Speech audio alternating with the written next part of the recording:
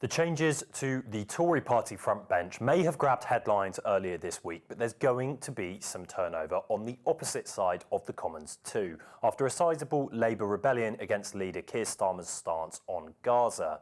Last night, 293 MPs voted against calls for a ceasefire, 125 voting for a ceasefire.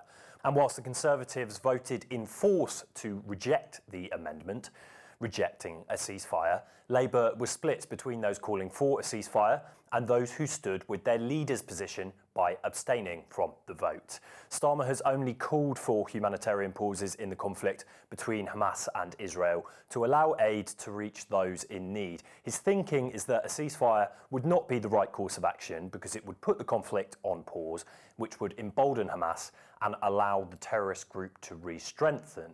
Some Labour councillors from all over the capital and the UK as well had already resigned because of Starmer's position being at odds with their own feelings, and many MPs had voiced their disagreement too.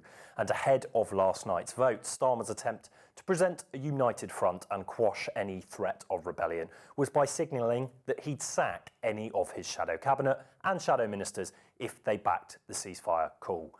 And that came to fruition for 10 Labour frontbenchers, including one London MP, Hammersmith's Andy Slaughter, who voted for a ceasefire defying Starmer and has now been sacked from his position as Shadow Solicitor General. As well as the stick-like approach that was threatening to and then going ahead and sacking his frontbenchers, Starmer's also offered a more carrot-like approach by strengthening his criticism of Israel's conduct in recent days. And look, hypothetically, even if Starmer was calling for a ceasefire, it likely wouldn't have done a lot to affect what's actually happening in the Middle East. Israeli PM Netanyahu isn't looking for moral guidance from the leader of the UK Labour Party, and Hamas certainly aren't either.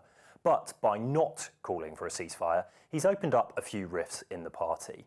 And then there's the small matter of public opinion too, with hundreds of thousands of Londoners still taking to the streets in support of Palestinians.